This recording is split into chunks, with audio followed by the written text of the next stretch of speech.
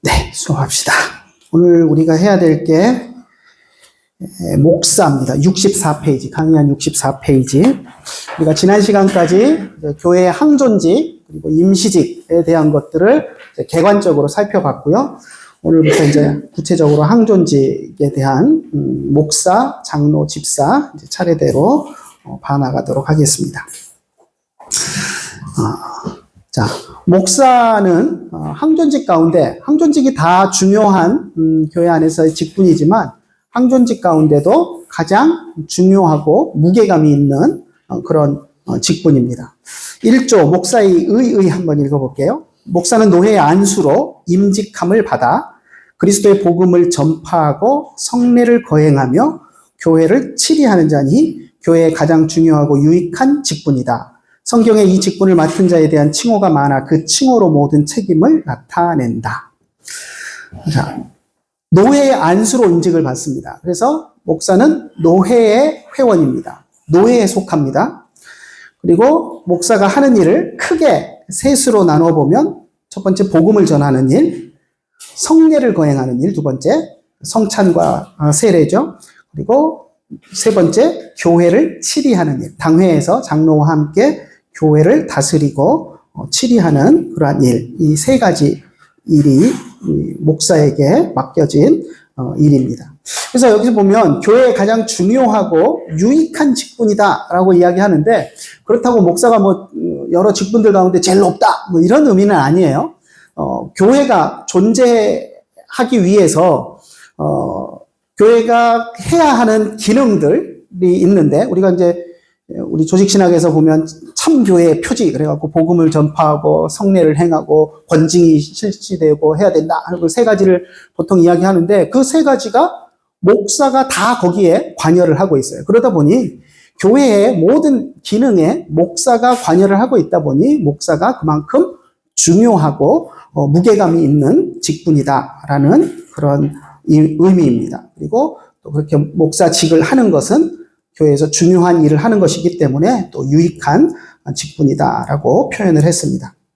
그리고 목사가 어떤 일을 하느냐, 목사가 무엇이냐라는 것을 한마디로 딱 잘라서 이야기하기는 어려운데 성경에 목사에 대한 여러 칭호들이 있어서 그 칭호들을 살펴보면 교회 안에서 목사가 어떤 일을 하는 거구나 하는 것들을 우리가 좀 포괄적으로 살펴볼 수 있다 하는 그런 의미입니다. 그래서 1번부터 보면 이제 8번까지 쭉 나와 있는데 읽어가면서 한번 봅시다.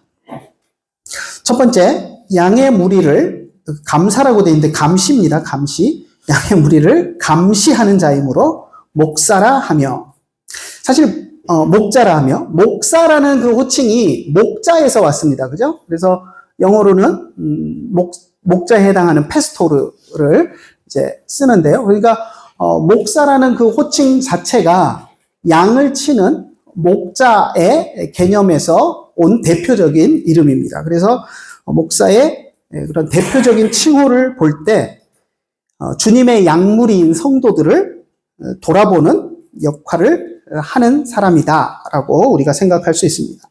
이게 보면 감시하는 자라 그래가지고 조금 어감이 그런데 우리는 감시 그러면 조금 안 좋게들 생각을 하잖아요. 근데 이 감시라고 하는 이 표현은 이렇게 눈 부릅뜨고 와나 보자 하고 이렇게 감시하는 게 아니고 이제 돌보고 또 케어하고 하는 그런 의미를 담고 있다라고 생각하면 좋을 것 같습니다. 그래서 관리하고 감독하고 돌보는 그런 사람으로서의 목사라는 칭호를 갖는다. 자, 두 번째, 교회 안에서 그리스도를 봉사하는 자이므로 봉사를 강조하고 있어요. 봉사하는 자이므로 그리스도의 종, 그리스도의 사역자, 또 신약의 집사라 한다. 자, 교회를 섬기는 봉사의 직분이라는 거예요. 그리고 그런 의미로 세 가지 이름을 이야기하고 있는데 이게 다 동의어입니다. 그리스도의 종, 그리스도의 사역자, 신약의 집사 이 표현들이 다 섬기는 자, 종으로서 봉사하고 주인을 섬기는 위치에 있는 포지션을 이야기하는 겁니다. 그래서 이제 마지막에 나오는 종도 그렇죠. 종은 어떤 일을 하는 거예요? 주인이 시키는 일을 하는 게 종이죠. 자기 독자적으로 하고 싶은 일을 하는 게 아니라 주인이 시키는 일을 하는 겁니다. 사역자라는 의미도 그렇죠. 사역, 주님이 시키신 일을 하는 거. 주인이 시킨 일을 하는 게 사역자입니다. 같은 의미고요. 그래서 신약의 집사라는 의미도 결국은 주인을 섬기고 봉사하고 주인이 시키는 일을 하는 것. 그것이 집사의 개념입니다. 그래서 여기 밑에서 셋째 줄 보면 사도행전 2장이라고 돼 있는데 틀렸죠? 6장이죠? 다 아시는 거니까 얼른 고치십시오. 사도행전 6장에서 이제 집사의 직분이 처음 세워지는데, 자, 집사의 직분이 세워졌다고 해서 그 이후로 목사나 사도들에게 있어서 섬기는 일, 집사의 직무가 완전히 남의 일이 되지 않았습니다. 그러니까 사도들이 집사를 세우기 전에 집사들이 하는 일들을 누가 했죠? 사도들이 했었습니다. 그죠? 가난한 사람을 돌보고 병든 자들을 돌아보고 하는 그런 일들을 사도들이 했었는데, 그것으로 인해서 교회 안에 혼란이 일어나고 그런 분란이 일어나니까 그것을 집사를 뽑아서 다 이양을 해서 그 일들을 맡기고 사도들은 기도하고 설교하는 일에 전념하겠다라고 했습니다. 그렇다고 해서 집사들이 하는 일들을 집사에게 다 넘겨주고 이제 나 몰라, 너희들 알아서 해, 사도들과 목사들은 그 일에 관여 안 해, 이게 아니라는 겁니다. 최종적인 책임은 목사에게 있고 사도들에게 있다는 겁니다. 그래서 집사들에게 그 일을 이양했지만 집사들이 그 일들을 잘 하고 있는지 점검하고 돌아보고 그것이 잘 안 되고 있으면 목사라도 그 일을 해야 될 책임이 있다는 겁니다. 그래서 작은 교회 목사님들 보면 다 하죠. 보일러 고장 나면 성도들이 안 고치면 누가 고쳐야 됩니까? 목사님이 고쳐야죠. 이건 집사가 할 일인데 나는 못해, 이러고 있으면 안 됩니다. 물론 시켜서 할 수 있는 집사님이 있으면 더 좋겠죠. 그렇지만 아무도 없다, 할 사람이 없고 안 된다 그러면 목사라도 해야 되는 겁니다. 그래서 목사가 섬기는 집사의 일, 종의 일, 그리스도의 사역자로서 주님이 맡기신 섬기는 일을 해야 된다. 자, 3번. 엄숙하고 지혜롭게 하여 모든 사람의 모범이 되고 그리스도의 집과 그 나라를 근실히 치리하는 자이므로 장로라 하며. 목사에게는 장로라는 이름도 있습니다. 목사가 장로 안에 들어가죠. 그 의미는 치리권을 가지고 교회를 다스리는 그런 역할이 목사에게 주어졌다는 겁니다. 그래서 치리 장로들과 함께 당회를 구성하고 교회의 모든 일들을 관장하고 다스리는 그 역할을, 성도들의 삶을 돌아보고 권면하고 치리하는 그런 장로의 역할을 목사가 한다. 4번 볼까요? 하나님이 보내신 사자이므로 교회의 사자라 한다. 여기서 사자라는 말은 우리 한자 말이 참 어려운데, 사자라는 말은, 사자 그럼 여러분은 라이언이 먼저 생각나시겠지만 사자는 메신저입니다. 메신저. 보냄을 받은 사람. 그래서 하나님의 보냄을 받아서 가서 전령으로서 하나님의 말씀을 전하는 사람. 그러니까 여기 보면 제가 한자도 써놓고 영어로 메신저 써놓고 헬라어도 써놨어요. 헬라어 다 아시는 단어죠? 앙겔로스. 저 발음할 때 제일 많이 나오는 거잖아요. 그죠? 정말 감마 2개 겹치는 거, 앙 발음 난다. 그러고 다 까먹으셨나요? 앙겔로스. 뜻이 뭐죠? 천사잖아요. 천사. 근데 천사 그러면 우리는 이게 어린아이가 날개 달고 이렇게 깨먹고 있는 그런 것만 생각하는데, 천사라는 의미는 하나님으로부터, 하늘로부터 보내심을 받은 사람이라는 의미입니다. 그래서 메신저라는 의미가 있어요. 그래서 요한계시록에 보면 아시아에 있는 7 교회의 사자에게 편지하기를 이렇게 이야기할 때 그 사자가 제 기억에 앙겔로스, 천사예요. 그러니까 메신저, 교회를 맡아서 주님의 말씀을 전하는 역할을 하는 사자라는 그런 의미에서 붙여진 이름입니다. 그래서 목사는 자기 말을 하는 것이 아니라 주님의 말을 전달하는 역할을 하는 사람입니다. 하나님의 말씀하신 것과는 동떨어지게 자기 주장만 하고 자기 말을 하고 하면 안 된다는 거예요. 5번. 하나님의 거룩한 뜻을 죄인에게 전파하며 그리스도로 말미암아 하나님과 화목하라 권하는 자이므로 그리스도의 사신이라 혹은 복음의 사신이라 하며, 앞에서 사자라고 한 것이나 사신이라고 한 것이나 거기인 것 같은 느낌이 들지만, 앞에 사자라는 말은 단순히 메신저, 그냥 말 전달하고 난 전달했어, 전했어, 끝, 내 책임 다 했어, 이런 의미가 있다면, 여기서 사신이라고 하는 것은 그리스도께서 부여해 주신 권위를 가지고 메시지를 전달할 뿐만 아니라 그것의 반응을 성도들에게 권면도 하고 또 성도들의 반응도 보고 하는 그런 역할들을 하는 것을 의미합니다. 그래서 단순히 말씀을 전하는 것으로 목사 임무가 끝나는 것이 아니라 하나님의 대리인으로서 성도들의 이야기를 듣기도 하고 또 하나님을 대신해서 그들에게 말씀에 근거해서 권면을 하기도 하고 하는 역할들을 해야 한다는 거죠. 그래서 사신, 여기 사신은 영어로 하면 엠베서더, 대사에 해당하는 그런 것입니다. 그래서 우리 국가의 그런 외국에 보면 대사관에 대사들이 나가 있어서 국가를 대표하는 그런 역할을 하고 우리 국가의 뜻을 전하고 또 토론도 하고 하는데, 그런 것처럼 주님의 대표로서, 주님이 보낸 대표로서 성도들에게 주님의 메시지를 전할 뿐만 아니라 또 성도들의 이야기를 듣기도 하고 필요하면 권면도 하고 하는 역할을 하는 그런 사신이라고 이야기하고 있습니다. 6번째, 정직한 교훈으로 권면하며 거역하는 자를 책망하며 각성하게 하는 자이므로 교사라 한다. 가르치는 역할에 조금 더 초점을 두었습니다. 그래서 단순히 하나님의 말씀을 설교하면서 선포하는 것으로 끝나는 것이 아니라 교리적인 것들을 체계적으로 정리정돈해서 가르칠 수 있는 어떤 교사의 그런 역할도 목사에게 있다라는 것을 이야기하고 있습니다. 그래서 우리가 앞에서 장로교회의 역사를 배우면서 16세기 스코틀랜드 교회에서 목사를 뽑을 때 성경에 대한 해박한 지식이 있고 설교할 수 있는 능력이 있는가 하는 것도 봤지만, 또 하나 프로테스탄트 교리를 얼마나 잘 설명하고 교리의 장점을 이야기할 수 있는가 하는 능력을 봤던 것처럼 그런 우리 교리를 잘 설명하고 장점을 이야기할 수 있는 그런 능력이 우리 목사들에게도 필요하다라고 생각하면 좋겠습니다. 그래서 물론 이제 제네바에서 칼빈은 목사 외에도 교사로 따로 직분을 항존직을 구분해서 만들어 놓기는 했지만, 우리 헌법에서는 교사의 직분을 항존직으로 따로 구분하지 않았어요. 그렇기 때문에 목사 안에 그런 교사의 기능까지도 포함이 되는 것으로 우리가 이제 이야기를 합니다. 그래서 가르치는 그런 역할도 목사가 잘 할 수 있어야 된다.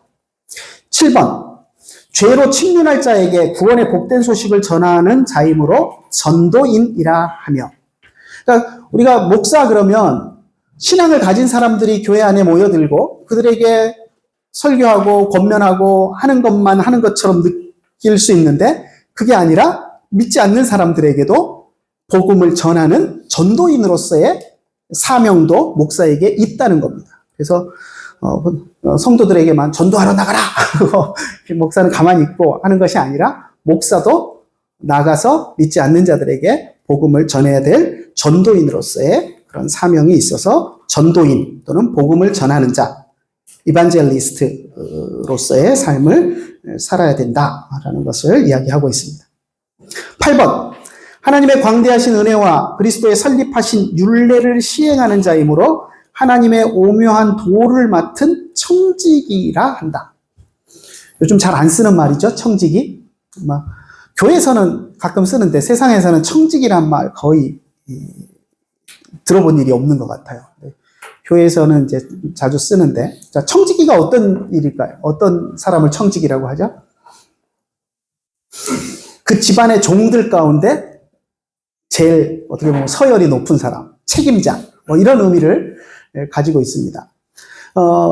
우리 이제 드라마 같은 데 보면, 아주 부잣집에 보면 집안의 모든 대소사를 관장하는 일 보는 사람이 있어요. 우리가 이제 보통 집사라고 부르는데, 김집사! 그러고 이제 부르고 뭐 일 시키고 하잖아요. 부자들이. 근데 그 사람이 하는 일을 보면 이게 청지기의 일이에요. 주인의 것이지 자기 거 아니거든요. 근데 다 자기 것인 것처럼 주인에게서 받은 권한을 가지고 모든 것을 다 합니다. 심지어는 거기서 집에서 일하는 사람 월급 주는 것까지도 마치 자기 돈으로 월급 주는 것처럼 월급 주는 거 모든 것들 관리하고, 또 새로운 사람 뽑으면 물론 주인이 면접할 때도 있지만 주인이 바쁘면 이 집사라는 사람이 면접해가지고 채용하고, 또 일 잘못된 거 있으면 지시해서 일이 돌아가도록 만드는 그 역할을 하는데, 그 역할을 하는, 그러니까 일하는 사람 중에서 제일 최고 권위를 가지고 있는 사람, 그러니까 주인의 모든 권위를 이양받아서 마치 모든 것을 주인의 것처럼, 자기 것처럼 주인의 것을 운영하는 사람을 청지기라고 하는데, 목사도 청지기의 사명이 있다는 겁니다. 그래서 교회의 주인은 누구죠? 목사인가요? 아니에요. 교회 주인은 주님이죠. 예수님이에요. 그런데 때로 보면 목사가 마치 주인인 것처럼 이렇게 모든 것을 책임지고 운영을 해 나갈 때가 있습니다. 근데 물론 자기 마음대로 하면 그건 잘못된 거지만, 주님이 맡겨주신 권한을 가지고 주님의 교회를 위해서 그 권한을 행사하면서 모든 것들을 해 나가는 청지기로서 그런 일들을 하기 때문에 청지기로서 그런 역할을 한다라고 생각하면 좋을 것 같습니다. 자, 그래서 이는 계급을 가르쳐 칭함이 아니고 각양 책임을 가르쳐 칭하는 것뿐이다. 그래서 청지기라고 하는 것도 무슨 계급이 있어서 다른 사람들보다 더 높고 다른 종들보다 더 높은 그런 지위가 아니고, 책임을 맡아서 그 책임에 따라서 하는 일들이다라는 것이죠. 그리고 앞에서 이야기했던 모든 이 칭호들, 이런 것들이 계급을 나타내는, 목사의 칭호가 계급을 나타내는 것이 아니라 각양 책임을 지칭하기 위해서 이런 이름들을 사용한다라고 생각하면 되겠습니다. 자, 두 번째. 그럼 목사는 어떤 자격이 있어야 하는가? 목사의 자격. 자, 우리 헌법에서 목사의 자격을 이야기하는 것은 우리 교단에서 목사 안수를 받기 위해서 필요한 자격입니다. 그 교단마다 다를 수 있어요. 우리 교단에서 어떻게 이야기하고 있는가 한번 봅시다. 2조 목사의 자격. 목사 될 자는 총신대학교 신학대학원을 졸업하고 학식이 풍부하며 행실이 선량하고 신앙이 진실하며 교수에 능한 자가 할지니 모든 행위가 복음에 적합하여 범사의 존절함과 성결함을 나타낼 것이요. 자기 가정을 잘 다스리며 외인에게도 칭찬을 받는 자로 연령은 만 29세 이상으로 한다. 단 군목과 선교사는 만 27세 이상자로 한다. 자, 첫 번째 조건이 뭐죠?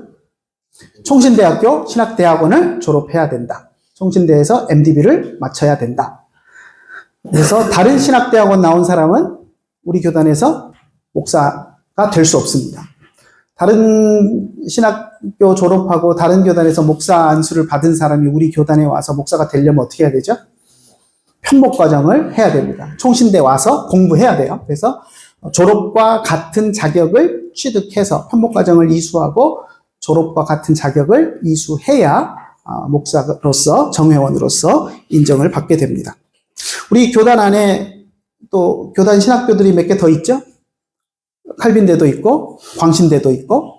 그런데 예전에는 2년 하고 마지막 3년째는 총신대 와서 했어야 됐어요. 근데 이제 많이 좀 약화가 됐는데, 그래도 칼빈대, 광신대 졸업하고 나서 제가 알기로는 지금 2과목인가 3과목인가 여름에 총신대 교수님들한테 그걸 들어야, 그게 이제 지방신학교들은 그게 이제 총신대를 나온 것처럼 인정이 돼서 이제 목사 안수를 받게 됩니다. 그래서 아무튼 총신대 신학대학원을 졸업해야 된다라고 딱 규정을 해놓고 있고, 그것에 준하는 자격을 취득해야 합니다.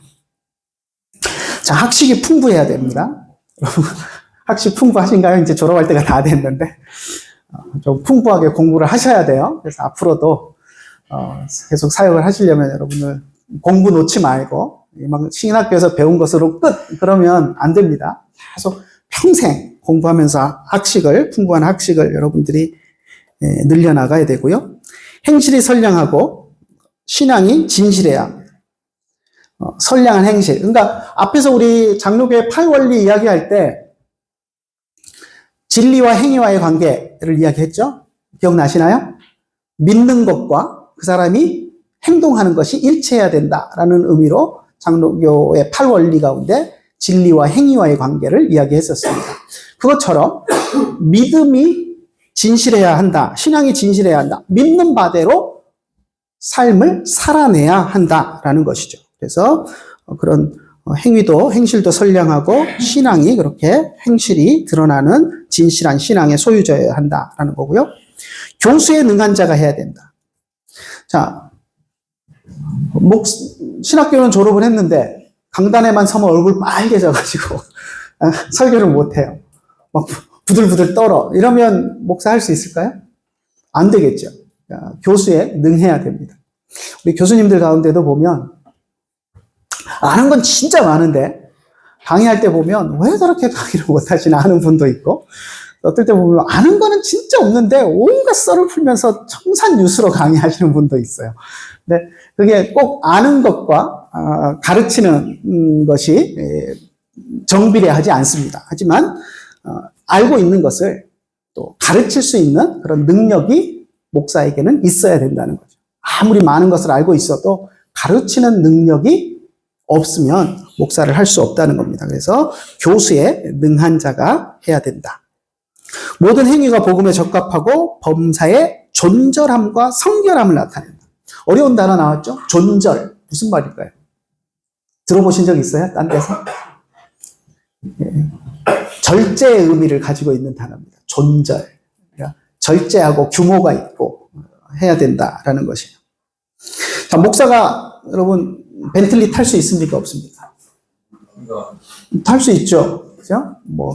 물론 교회 성도들의 헌금을 가지고 벤틀리를 탄다 그러면 그거 욕먹을 일이겠지만, 목사 중에 유산을 많이 상속받아가지고,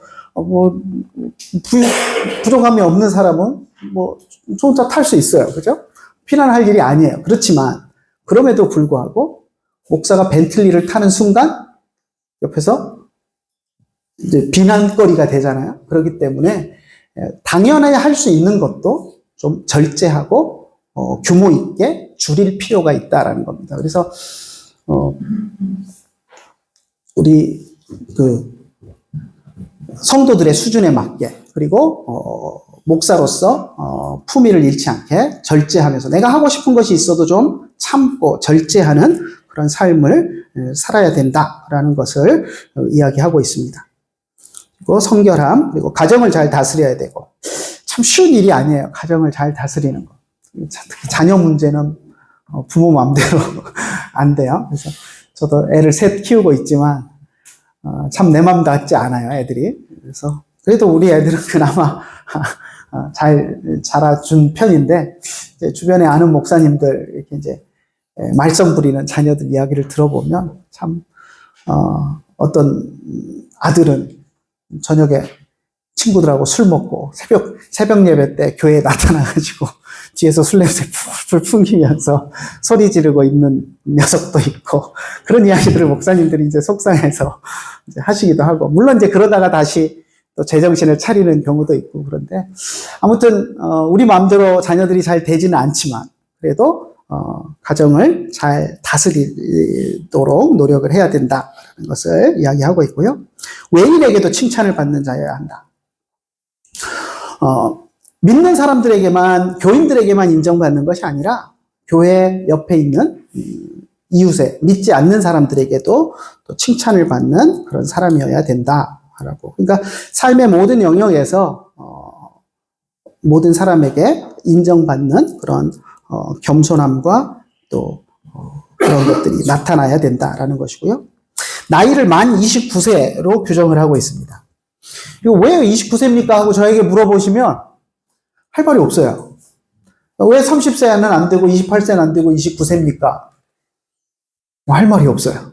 우리 헌법에서 29세로 규정을 했는데, 아마도 이 29세로 이제 규정했던 때가, 지금은 이제 결혼들을 늦게들 하고 40 넘어서도 결혼하고 그러지만, 예전에는 다 요 무렵 되면 29, 28 되면 다들 결혼을 했었습니다. 저도 29에 결혼을 했던 것 같고, 이 나이가 됐는데 결혼 못하고 있으면 옛날에는 노총각 노처녀로 되게 놀림을 많이 받고 그랬는데, 그러다 보니까 이제 한 가정을 이룰 때가 된 나이를 아마 29으로 놓은 것이 아닌가 하는 생각을 해봅니다. 아무튼 왜 29이어야 되느냐라고 이야기할 수는 없지만, 너무 어려도 안 되고 너무 나이를 늦게 해도 안 되고 29살 이제 결혼해서 가정을 이룰 정도의 나이로 보시면 좋을 것 같습니다. 자, 그런데 예외 조항이 하나 있죠. 단 군목과 선교사는 만 27세 이상자로 한다. 왜 이 규정을 뒀겠습니까? 선교지 나간 사람이 나이 제한 때문에 안수를 못 받고 그러면 이제 선교지에 늦게 나가게 되잖아요. 그리고 군목 같은 경우는 여러분들 지금 아마 여러분들 가운데도 군목 있으시죠? 군목 신대원 들어오기 전에 이미 안수를 받잖아요. 그죠? 그러니까 그렇게 되면 나이가 29이 되면 그 규정을 해놓으면 이제 못 받는 상황이 생기니까 예외 규정으로 이렇게 두었습니다. 근데 작년에 이제 어떤 여러분 선배 가운데 군목이신 분이 수업 끝나고 나서 심각한 얼굴로 저한테 찾아와가지고 저는 만 26에 군목으로 안수 받았는데 이거 불법입니까? 그러고 묻더라고요. 여러분 어떻게 생각하세요? 불법인가요? 불법이라고 할 수는 없어요. 왜냐하면 이 취지가 뭐죠? 법이 만든 이 취지가 뭐예요? 선교사와 군목은 예외를 두겠다는 거잖아요. 29 안 지켜도 예외를 두겠다라는 게 취지지 꼭 27이 넘어야 된다 이 의미가 아니거든요. 근데 이제 27이면 충분할 거라고 생각하고 아마 이 법조항을 만든 것 같은데 의미가 꼭 27 이상이어야 된다라는 의미보다는 이걸 이제 유권 해석하면 예외를 둔다.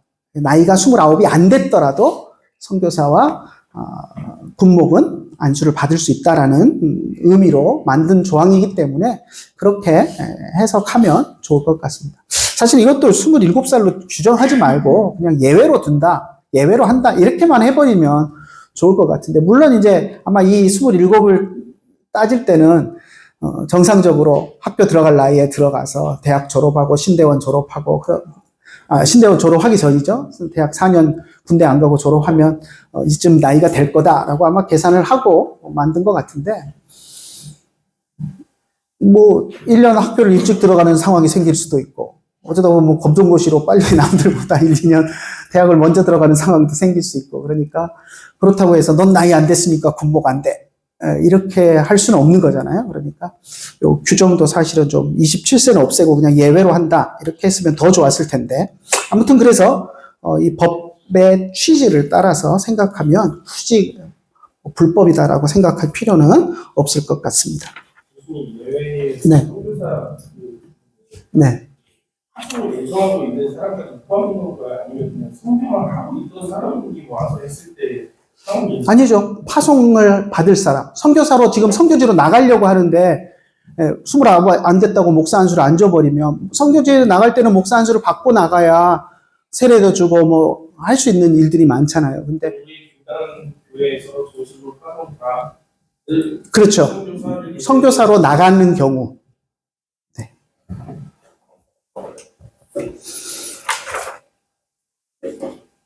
자, 그 다음에 자, 넘어갑시다. 넘어가고요. 68페이지 보면 가운데 문단에 보면 목사의 직분은 거룩한 영적 직분이기 때문에 세속 직분과 함께 할 수 없다라고 37회 총회에서 이제 결의를 했습니다. 그래서 목사가 어떤 국회의원이나 그런 공직에 나아갈 때는 목사 사면하고 그러니까 목사직을 내려놓고 가야 된다. 겸직을 할 수 없다. 이제 이렇게 규정을 했고요. 우리 총회 규칙에 보면 9장 30조에 목사의 이중직을 금한다라고 되어 있어요. 대신에 이제 31조에 예외 조항을 두고 있는데 이제 신학교 교수 같은 경우 풀타임 교수가 아닌 경우 파트타임으로 하는 경우는 가능하다라는 그런 예외 규정이 있고 또 목회자의 생계를 위해서 꼭 필요하다고 생각되는 경우는 노회가 직업을 갖는 것을 허락할 수 있다라고 노회에 이제 결의하면 가능한 것으로 예외 규정을 두고 있습니다. 근데 사실 오늘날 이제 이 이중직 문제는 조금 더 우리가 고민을 하고 좀 규정을 좀 바꿔야 될 필요가 있지 않을까 하는 생각을 해봅니다. 왜냐하면 예전에 60년대, 70년대 이럴 때는 뭐 교회 간판만 걸면 그래도 사람들이 모이고 부흥이 되고 그러다 보면 목사의 생계 문제가 해결이 됐지만 요즘은 사실 개척해서 어떤 성도들만 바라보고 생계를 하기가 쉽지 않거든요.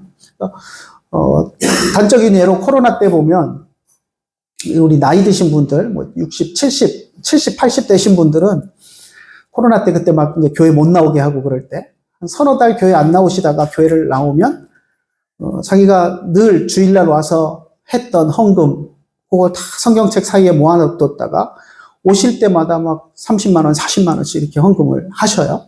근데 젊은 사람들 보면 한 이제 석 달 만에 교회를 와서도 딱 그날 한 주 와갖고 자기가 헌금하는 거 10,000원, 20,000원 그거 딸랑하고 끝이거든요. 그러니까 이런 것들 보면 이제 그 과거에 우리 성도들의 충성도와 또 오늘날 젊은 사람들의 충성도가 완전히 달라졌기 때문에 목회자들이 성도들이 주는 사례로만 생활하기는 사실 현실적으로 좀 어려운 측면들이 있습니다. 그래서 이런 규정들도 좀 바꿔서 앞발에서 그러던데 사도 바울도 텐트 메이커로 일하면서 사역 잘했는데 왜 이중직을 못한다고 못 박아놨느냐 이런데 좀 우리도 현실적인 그런 문제들을 좀 생각하면서 앞으로 좀 고쳐야 되지 않을까. 사실 요즘 보면 우리 젊은 사역자들 보면 다양한 형태로 사역들 많이 하더라고요. 그래서 어떤 분은 푸드트럭 해가지고 또 푸드트럭 가지고 나가서 전도하면서 또 사역하기도 하고 또 어떤 분은 제가 예전에 그런 생각을 했었거든요.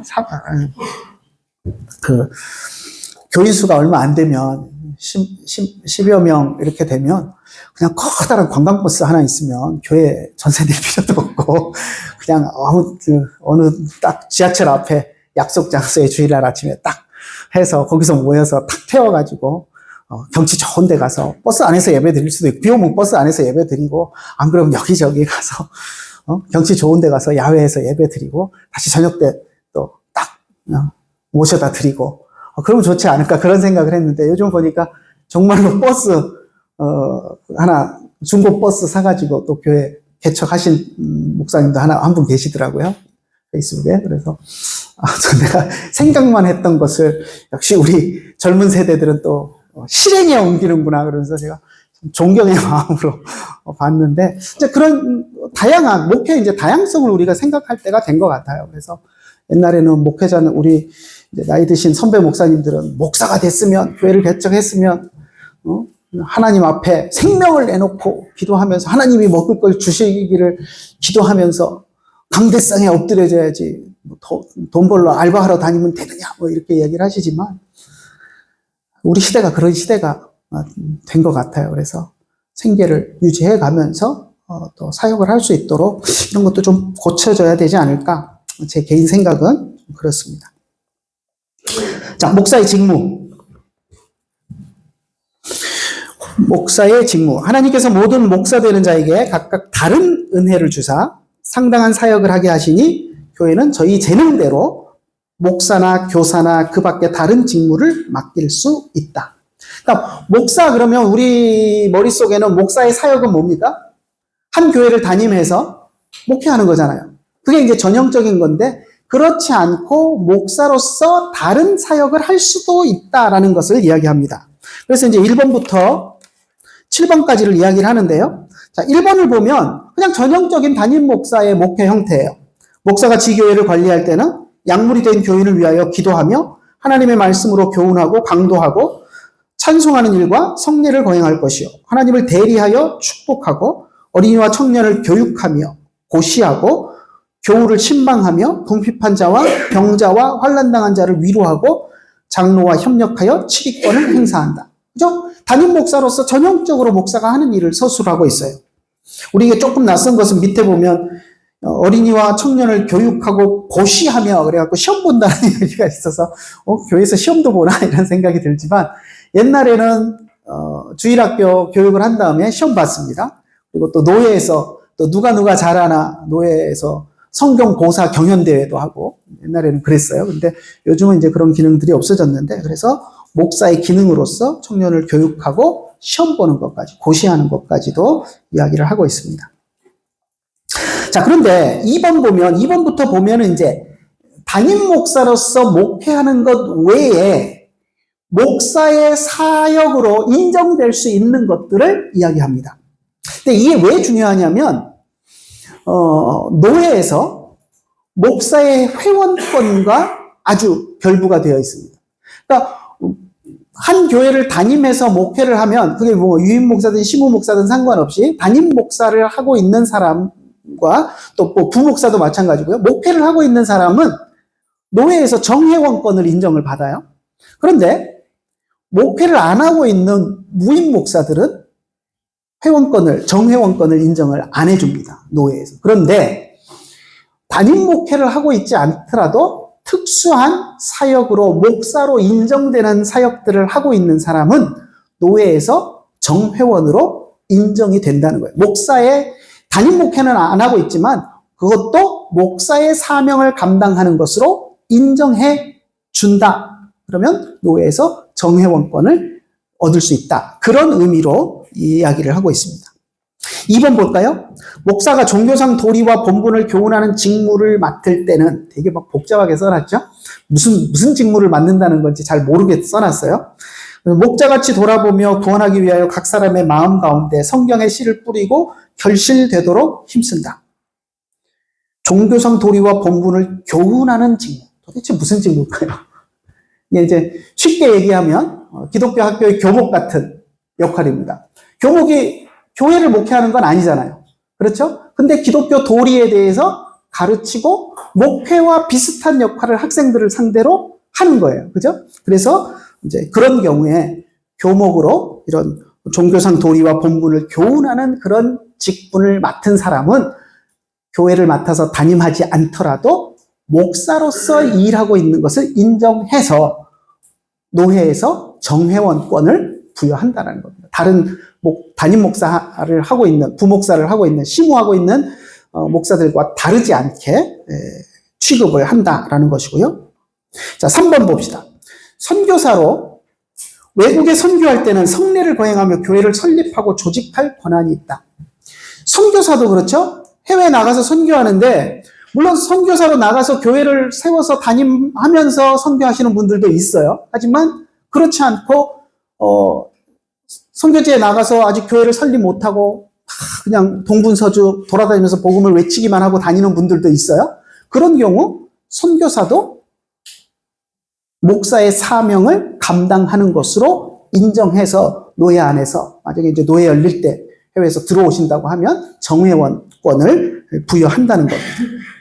그리고 이제 하나 더 보면 선교사로 외국에서 선교할 때 성례를 거행하며 목사니까 성례를 거행하죠. 근데 사실은 성례도 교회가 있어서 당회에서 성례 이런 것들을 결정을 합니다. 성찬식을 얼마 만에 한 번 할 것이고 어떤 형태로 성찬을 할 것이고 당회에서 이제 결정을 해야 되는데 당회가 없잖아요. 그럴 때 선교사가 임의로 성찬을 어떻게 하고 세례를 어떻게 줄 것인가 하는 것들을 정해서 할 수 있고 교회를 설립하고 조직할 권한이 있다. 그럼 교회 설립은 누가 하죠? 우리 앞에서 미조직 교회 신설립 해가지고 배웠었죠? 교회 설립은 누가 해요? 노회가 하죠. 노회 설립하겠다 청원을 하면 노회가 보고 허락을 해서 교회가 세워지는 겁니다. 그런데 선교사에게는 교회를 설립할 권한을 줍니다. 그리고 조직할 권한. 조직은 뭐죠? 교회를 조직한다. 장로를 뽑아서 당회를 구성하고 하는 것을 교회를 조직한다라고 이야기를 해요. 근데 교회를 조직하는 것도 노회의 권한입니다. 교회가 장로를 뽑아서 노회에 우리 장로님이 이렇게 뽑을 때부터 한 명 우리 세례교인 몇 명 됐으니 장로 한 명 뽑겠습니다 해서 허락받아서 그 다음에 공동의회하고 뽑은 다음에 이분을 뽑았습니다 해서 그분을 노예에 가서 시험 보게 하고 해서 장로로 노예에서 허락을 하고 그리고 나서 교회가 조직교회로 세워지는 노예가 하는 일입니다. 그런데 선교사에게는 그 권한이 주어진다는 거예요. 자, 그렇다고 그럼 선교사가 국내에 들어와가지고 막 돌아다니면서 야, 나는 선교사니까 교회를 설립하고 조직할 권한이 있어. 노예 상관없어. 그러면서 막 교회 아무데나 개척하고 장로 뽑아서 교회 조직하고 할 수 있나요? 그건 아니에요.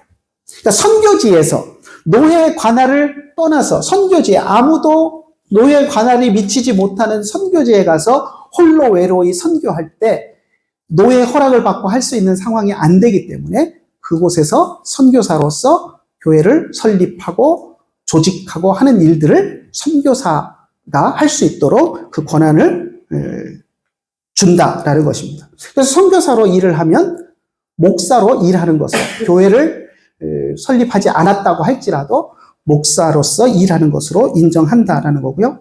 4번, 목사가 기독교 신분이나 서적에 관한 사무를 심우하는 경우에는 교회에 덕의를 세우고 복음을 전하는데 유익하도록 힘써야 한다. 복음을 전하는데 힘써야 된다. 이렇게 의무를 규정하는 것처럼 이야기하고 있지만 여기서 본론적으로 이야기하고 싶은 것은 문서 선교를 하는 사람, 목사 가운데 교회를 담임하지 않고 문서 선교를 하는 사람도 목사의 일을 하는 것으로 인정한다는 겁니다. 근데 노회에서 또 우리 총회에서 인정하는 기관이어야 합니다. 그러니까 우리 총회 기독신문사나 또 우리 총회 출판국도 있죠. 그런 데서 일하시는 목사님들이 있어요. 그분들은 신문사나 출판사에서 문서 선교의 일을 하는 것이 목사의 직무를 행하는 것으로 인정이 되어서 노회에 그분들이 참석할 때 교회를 담임하고 있지 않아도 목사의 직무를 감당하는 정회원으로 인정이 된다는 겁니다. 그래서 그 이야기를 하고 있는 겁니다. 근데 가끔 가다 보면 자기 혼자 그냥 개인 출판사 내가지고 나 문서 선교해 이런 목사님들이 있어요. 근데 그게 노예에서 인정이 안 되면 그건 자기 개인 사업이지 그게 무슨 문서 선교야. 그리고 인정이 안 돼 버리면 정회원으로 인정 못 받을 수도 있습니다. 그래서 노회에서 인정할 수 있는 그런 기관에서 일을 해야 됩니다. 5번, 기독교 교육 지도자로서 목사가 노예나 지교회나 교회에 관계되는 기독교 교육기관에서 청빙을 받으면 교육하는 일로 심우할 수 있다. 앞에 2번에서 이야기했던 것과 좀 다른 게 앞에 2번에서 이야기하는 교목 같은 역할이라면 여기서 이야기하는 것은 신학교 교수님들 같은 역할입니다. 교수로 청빙을 받아서 신학교에서 교수로 직무를 하면 목사로서 교회를 담임하는 것과 똑같이 목사의 일을 하는 것으로 인정이 된다는 겁니다. 그러니까 우리 교수님들 다 목사님들이죠? 근데 신학교에서 교수를 하고 있지만 노회에 참석하시면 정회원으로 인정이 되는 겁니다. 담임 목회를 하지 않고 있어도. 그래서 그런 이야기고요. 자, 6번.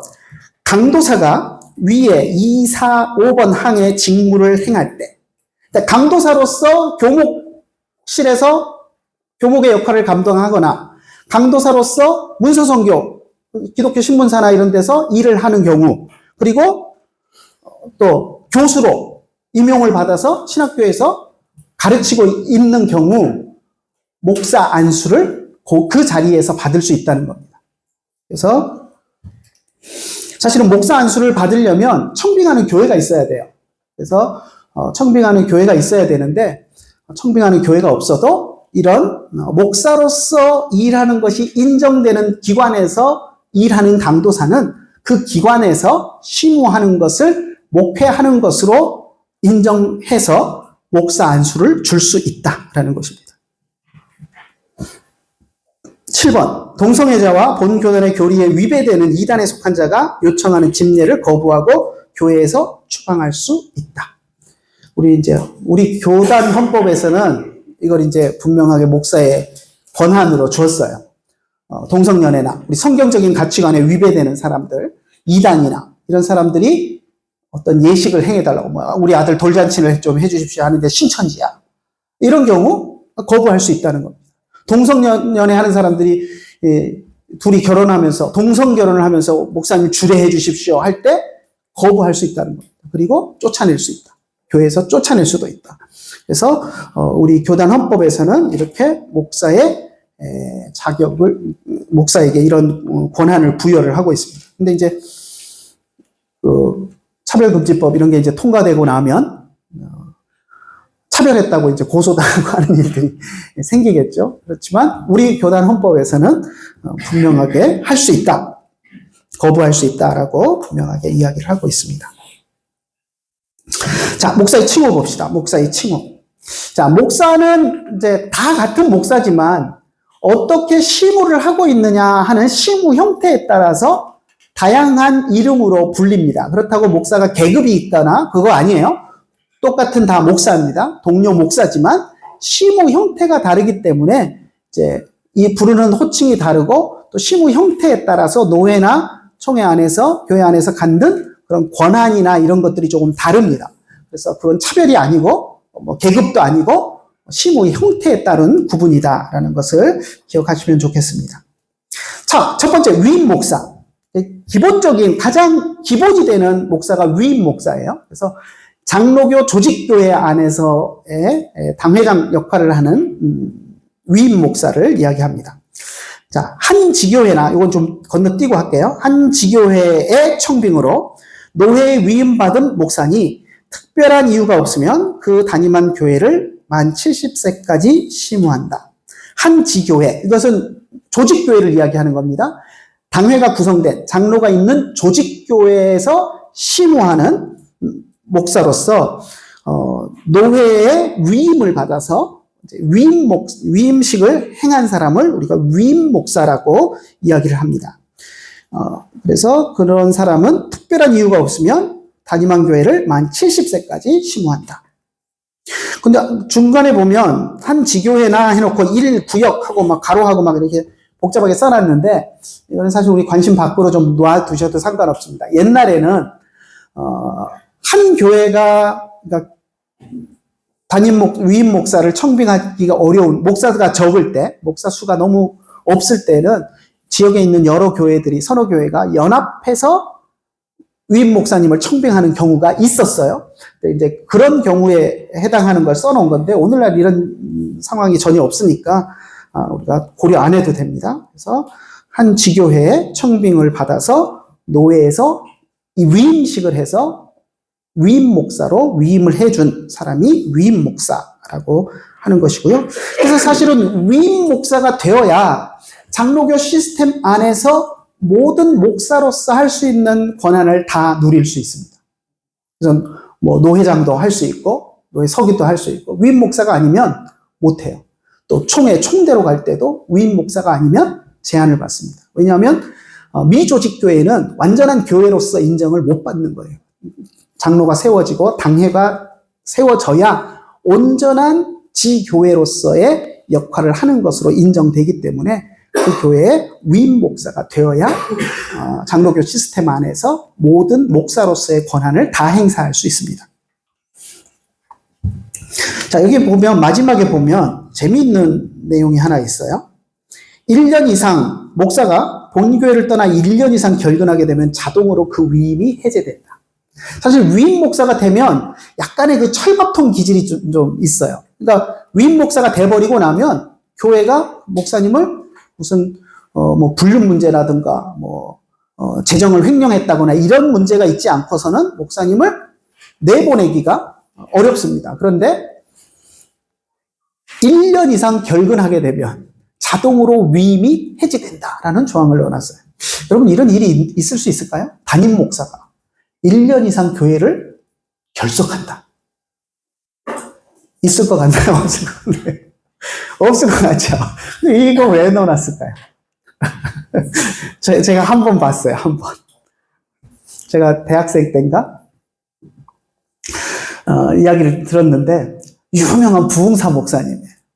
그런데 교회는 부목사들에게 다 시스템으로 돌아가게 만들어 놓고, 자기는 전 세계를 다니면서 1년 365일의 스케줄이 쫙 짜여 있는 그런 목사님이에요. 근데 1년 365일 때, 그래도 아무리 유명한 부흥사라도 그래도 1년에 몇 번은 중요할 때는 가서 본교에서 예배 드리고 하잖아요. 근데 이 양반은 1년 365일 밖으로만 돌았나 봐요. 그래서 한 번도 자기 교회를 안 나가서 이제 뭐 그러니 자동으로 위임 해제다 막 이러고 이제 교인들 중에 몇몇이 들고 일어나고 해갖고 좀 시끄러웠던 일이 있는데 모르겠어요. 어떻게 해결이 됐는지는 저는 모르겠어요. 근데 그런 일이 하여튼 있었어요. 그래서 좀 우스운 일 같지만 아무튼 위임 목사가 되면 1년에 한 번은 자기 교회에서 예배 드려야 됩니다. 너무 좀 웃기는 조항 같은데 아무튼 이런 조항이 들어 있습니다.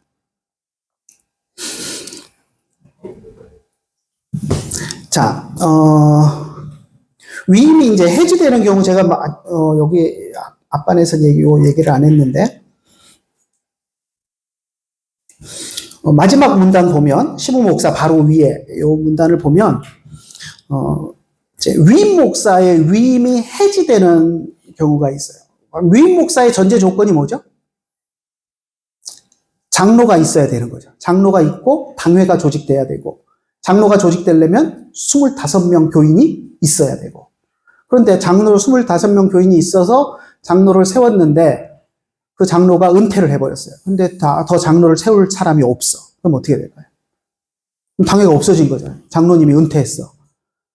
그러면 그 목사는 그 장로님이 은퇴하기 전에 위임 목사가 됐는데 은퇴를 해버렸으면 원칙은 어떻게 돼요? 이제 더 이상 위임 목사가 아니에요. 당회가 없어져 버렸는데. 그래서 폐당회가 된 거예요. 당회가 폐쇄된 거죠. 그러니까 위임 목사가 아니에요. 그러면 이제 목사로서 뭐 총대도 못 나가고 노회장도 못 하고 아무것도 이제 그 무임 목사와 비슷하게 이제 시무 목사로서 위임 목사가 아닌 시무 목사로서의 자격밖에 못 얻는 거예요. 그러니까 이게 이제 문제가 되었던 적이 있어요. 장로님이 은퇴했는데 위임 목사로 처음에 있다가 장로님이 은퇴했는데 그분이 노회에서 총회 가는 총대로 뽑혀서 이제 가게 됐는데 당회가 없는데 어떻게 당회가 없어졌는데 어떻게 총대를 갈 수 있느냐 뭐 해가지고 우리 노회에서 그게 문제가 돼서 총회에다가 이제 질의를 했더니 뭐 2년인가 3년의 제가 여기 써놓지 않았나요?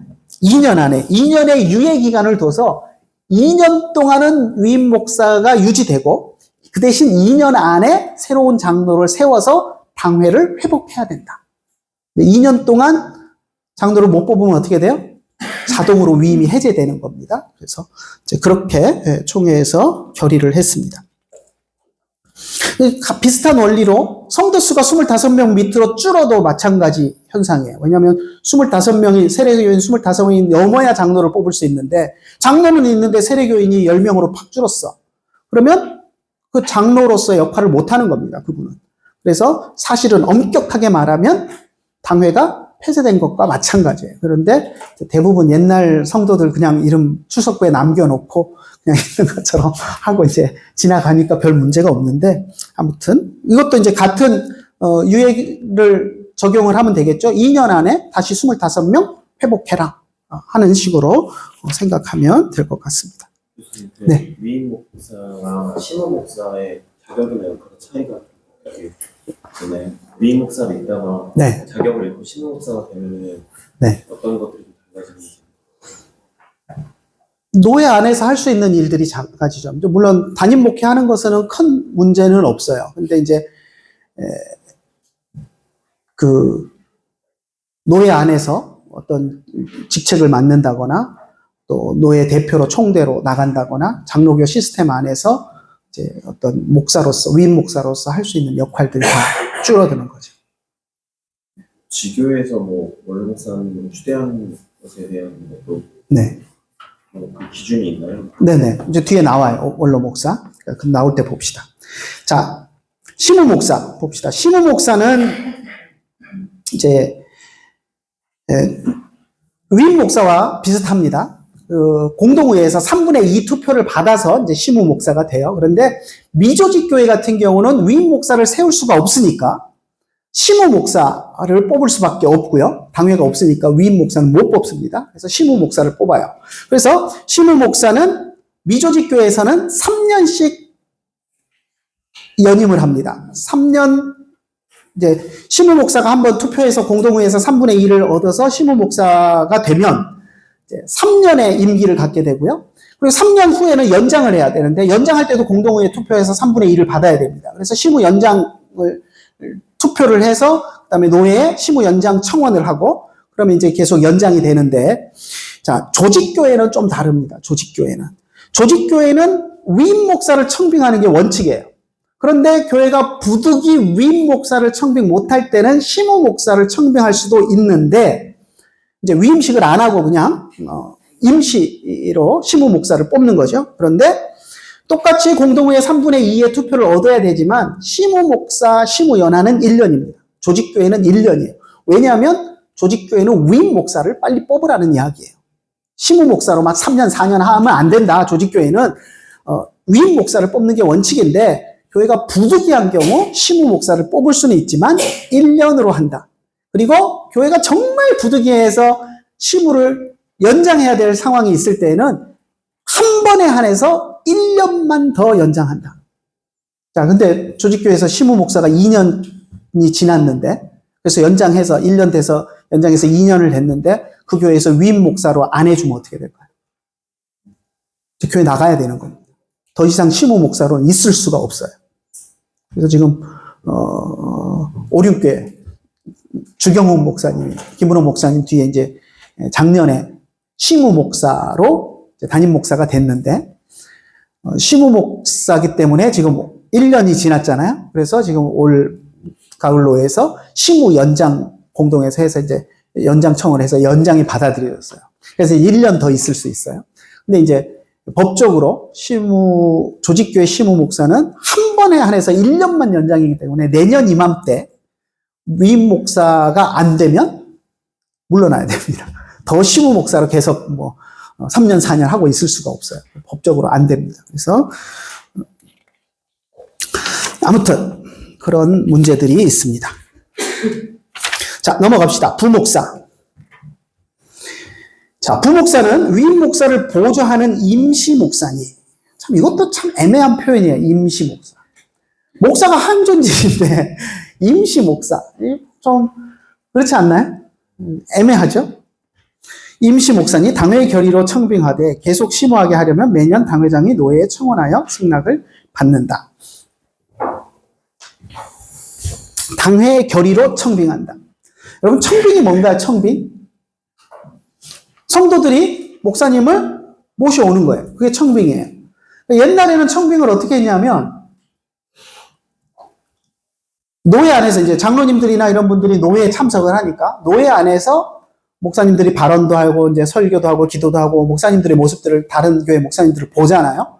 근데 우리 교회 목사님이 이제 은퇴하시거나 떠나시거나 해서 공석이 되면 어떤 목사님을 담임 목사님으로 모셔올까 할 때 노예 안에서 평판 좋은 목사님들을 눈여겨보고 있다가 교회인 대표로서 장로님들이 찾아가서 제발 우리 교회에 와서 목회해 주십시오 하고 해서 모셔오는 게 그게 청빙의 옛날에는 그런 개념이었어요. 근데 요즘은 청빙 어떻게 해요?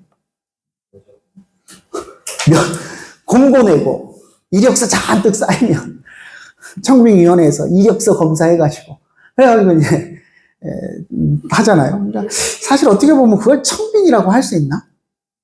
저는 좀 회의적이에요. 그래서 좀 옛날 그 청빙 제도가 좀 복원이 됐으면 좋겠다라는 개인적인 바람이 있는데 아무튼 그렇고요. 자, 근데 부목사는 그렇게 청빙도 안 해요.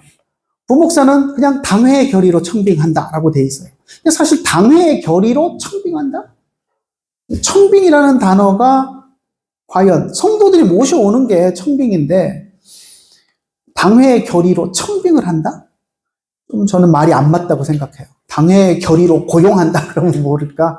그래서 조금 그런데 아무튼 당회의 결의로 청빙한다고 돼 있어요. 그러다 보니까 우리 헌법 체계상에서는 부목사가 당회에 못 들어가요. 당회에 들어가려면 성도들의 대표성이 있어야 됩니다. 그죠? 성도들이 목사와 장로를 뽑아서 성도들에 의해 뽑힌 목사와 장로가 당회를 조직하고 교회를 다스려 나가는 것이 장로교 원리예요. 그런데 부목사는 성도들이 뽑았나요? 성도들이 투표 안 했거든요. 그러니까 대표성이 없어요. 그러니까 못 들어가요. 그래서 우리 헌법 체계 아래서는 부목사들이 당회에 들어갈 수 없습니다. 근데 저는 당회에 좀 들어가야 된다고 주장을 해요. 그래서 청빙 제도를 바꾸고, 우리 그 추석 때인가요? 보강 영상으로 제가 그 법학회에서, 교회 법학회에서 세미나 했던 영상 보신 분들은 아시겠지만, 저는 좀 제도를 바꿔서 공동의회, 부목사를 뽑을 때도 공동의회 투표를 해서 3분의 2 투표를 얻어서 성도들의 투표를 받아서 뽑으면 성도들의 대표성이 있으니까 당회에 들어가서 담임 목사님과 함께 당회에서 장로님들과 같이 의논하고, 그게 장로교 원리에 저는 더 맞다고 생각해요. 이런 얘기를 했더니 그 세미나 끝나고 나서 어떤 목사님이 우리 한국 실정에서는 부목사들이 당회에 들어와가지고 담임 목사님의 반대되는 이야기 자꾸 해대고 그러면 교회에 분란만 생기는데요, 이러더라고요. 그래서 그냥 거기다 대고 내가 뭐라고 할 수 없어서 네, 뭐 그런 한국은 좀 그렇죠, 그러고 말았는데, 속에서 진짜 끌어오르는 말은, 그러려면 우리가 장로교 하지 말아야죠.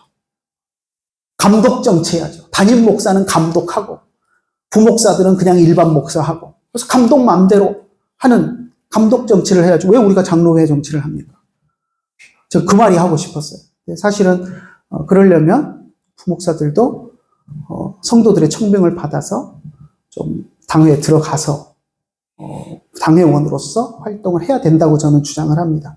한번 생각해 보세요. 큰 교회 같은 경우는 장로님 20명, 30명씩 되는데 담임 목사 한 사람과, 신학을 공부한 담임 목사 한 사람과, 신학에 무지한, 그래도 뭐 똑똑한 장로님들도 덜어 있지만 20명, 30명 앉아갖고 당회를 한다고 생각해 보세요. 그 당회가 어디로 가겠어요, 회의가? 신학적인 문제를 이야기할 때. 그러니까 장로님들이 우리는 모르니까 담임 목사님이 하시는 대로 따라가야지, 이런 식이 되는 거잖아요. 근데 부목사들이 들어와서, 신학을 공부한 똘똘한 부목사들이 당회에 와서 신학적으로 개혁신학을 모시고 이야기하고, 담임 목사가 좀 잘못 알고 있는 거 있으면 지적도 하고, 그래서 토론해가지고 전체적으로 결정해 나가는 거. 그게 장로교, 제대로 된 장로교 시스템이거든요. 근데 큰 교회 담임 목사님들은 그걸 되게 두려워하는 것 같아요.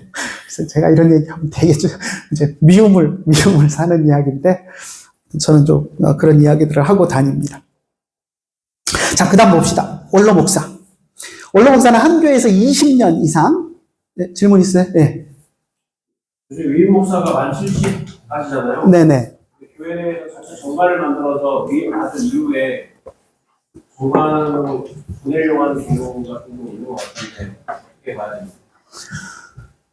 정관을 만들 때, 이제 세상법에서는 정관을 우선하는 그런 판례들이 있어요. 그러니까 이제 정관이 우선인데, 근데 정관의 담임 목사의 시무 연한을 65세까지로 한다, 이러면 큰 문제는 없어요. 왜냐하면 헌법에서 70세로 하고 있는데 그 안에 있는 거기 때문에. 그런데 헌법에서 70세로 규정하고 있는데 우리 교회는 75세까지 한다, 정관을 이렇게 만들면 상회법에 위배가 되는 거죠.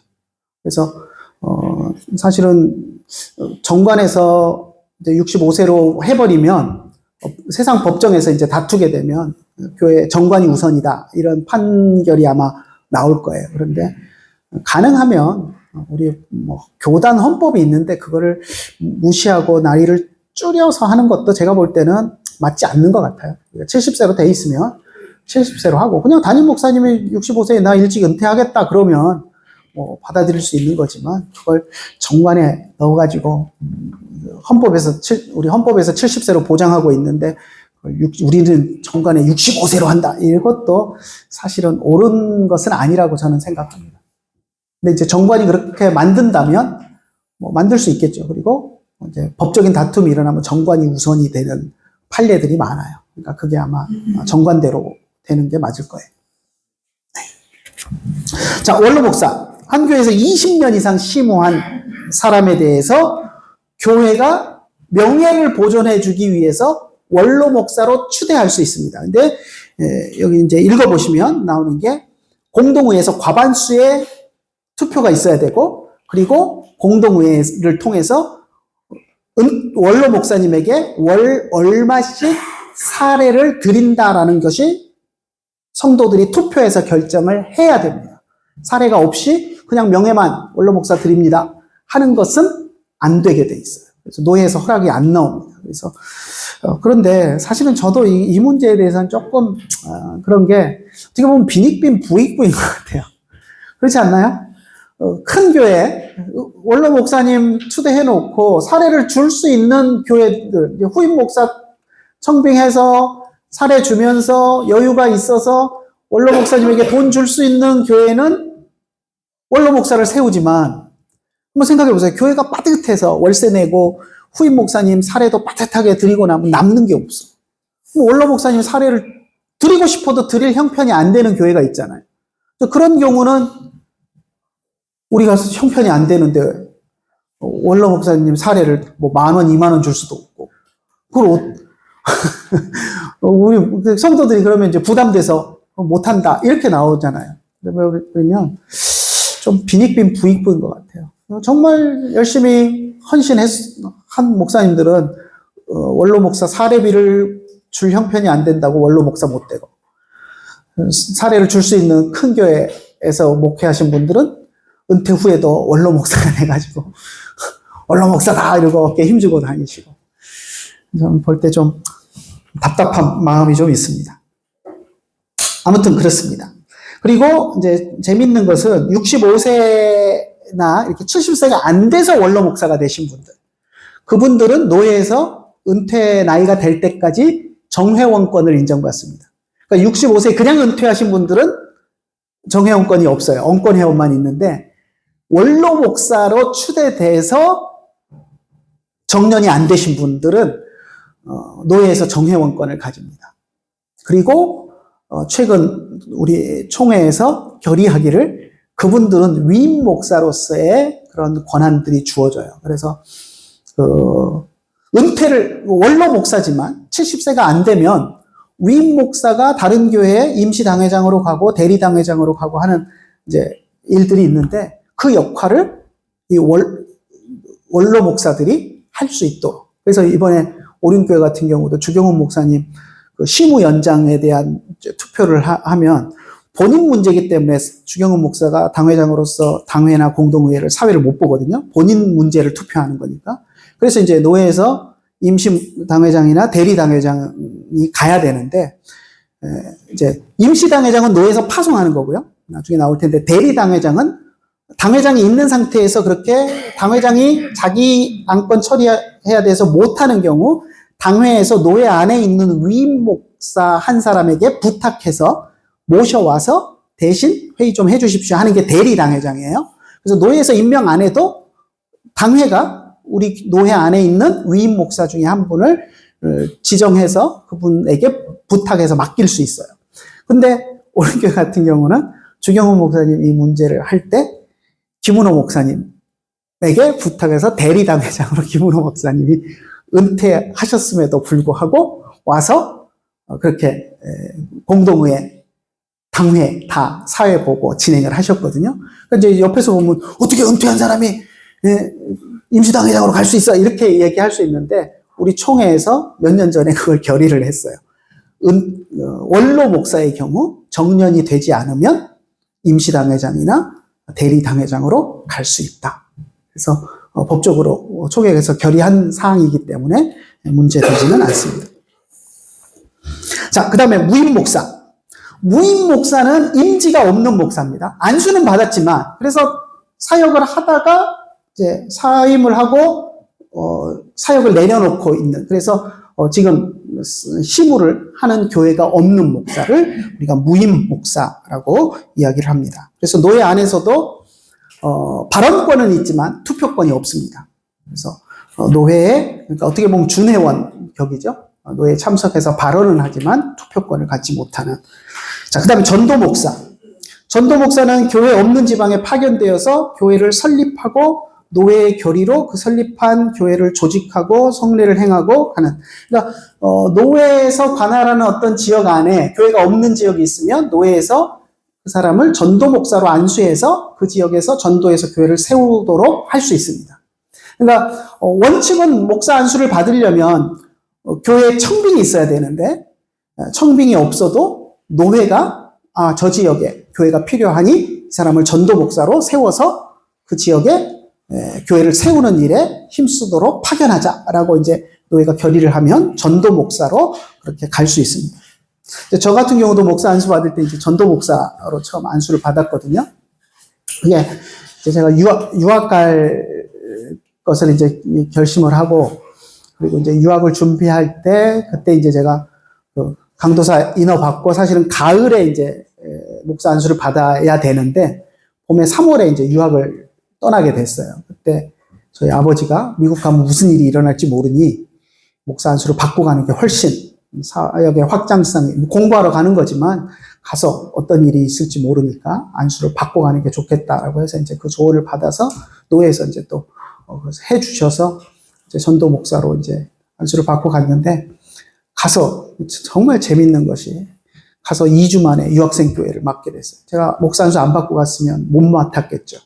그런데 하나님께서 유학생 교회를 맡겨주셔서 유학생 목회를 거기서 한 3년 몇 개월, 6개월인가 했어요. 그러면서 이제 학생 비자로 가노니까 이제 등록을 해야 되잖아요. 처음에 테네시 주립대학 어학코스로 갔는데 영어도 뭣도 아무것도 토플 점수도 없고 그래서 갔는데 이제 거기 어학코스 졸업하고 거기 MBA를 하게 되면 이제 바로 뭐 토플 없어도 거기 어학코스 마치면 갈 수 있다. 그래서 이제 그렇게 하면 비자를 길게 받을 수 있다. 그래가지고 이제 토플 점수 만들면 이제 어학코스 몇 달 있으면서 토플 점수 만들어서 신학교 가야지. 그러고 이제 가족들도 떼놓고 사실 갔는데, 가자마자 2주 만에 거기 유학생 교회 맡고 계시던 목사님이 한 5년 있으면서 좀 힘드셨나 봐요. 교민들이 없는 그 학교 동네라 학생들만 왔다 떠나고 그러니까 이제 5년 동안 힘드셨나 보죠. 그래서 이제 이민자 있는 이민 도시로 떠나시기로 다 계획 세워놓으시고,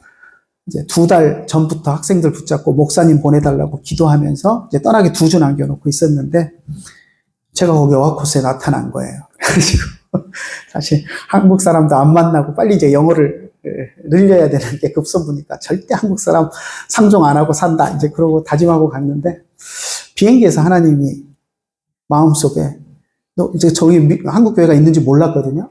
한국 학생들이 여럿 있다는데 한국 학생들 가운데 한국말로 예배 드리기를 원하는 사람이 있으면 어떡할래 하는 마음을 주시는 거예요. 그래서 비행기에서 고민하다가 결론을 내리고 하나님 앞에 대답한 게, 그래도 내가 며칠 전에 목사 안수 받고 왔는데, 내가 목사인데 예배 드리기 원하는 사람이 있으면 예배는 드려야죠. 그러겠습니다. 그러고 내렸거든요. 근데 그 다음날 그 교회 목사님한테 어학코스에 목사가 나왔다는 소문이 나가지고, 좀 말도 안 하고 옆에 이제 같이 룸메이트 했던 분한테만 비밀을 얘기했는데, 이분이 전도를 받으니까 자기는 목사님하고 룸메이트니까 교회 안 가도 된다고 이러고 떠들고 다녀가지고 소문이 나가지고 목사님 부르신다 그래서 이제, 근데 또 안 가는 것도 좀 그렇잖아요. 그래서 이제 가서 뵈러 갔더니 인사나 드리자 그러고 뵈러 갔더니 그 얘기를 하시는 거예요. 그러면서 목사님 보내달라고 기도하고 있었는데 기도의 응답이다 이러면서. 그래서 하여튼 유학생 교회를 맡아서 3년 6개월 거기서 이제 하면서, 학생 비자라 계속 등록을 해야 되니까 등록을 하다 보니 거기서 MBA를 했습니다. 그래서 아무튼 그런 일들이 있었어요. 그래서 여러분들이 기회가 되면, 근데 사실 대부분 목사님들이 유학 올 때 그렇게 이제 전도 목사로 목사 안수 받고 이제 많이들 오셔요. 네. 제가 딱 한 분, 강도사님을 한 분 봤는데, 여러분 아시는 분이에요. 조호영 교수님. 칼빈에 있을 때 한 1년 같이 있었는데, 유일한 강도사였어요.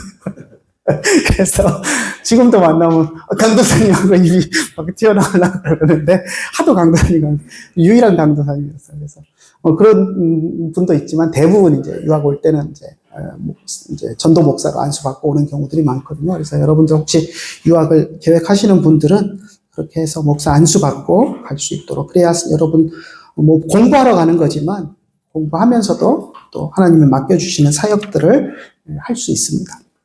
그러면 전도 목사는 강도사 인허를 받고 그렇죠. 기간이 얼마나 지나야 받을 수 있는? 그게 이제 원칙은 1년인데 노예에서 이제 급하게 뭐 선교사처럼 이제 내보내야 된다라고 생각하면 노예에서 결의하면 6개월 만에도 할 수 있고, 강도사 일단 자격이 있으면 노예가 급하게 안수해서 어디론가 파송을 해야 된다고 생각을 하면 할 수 있습니다.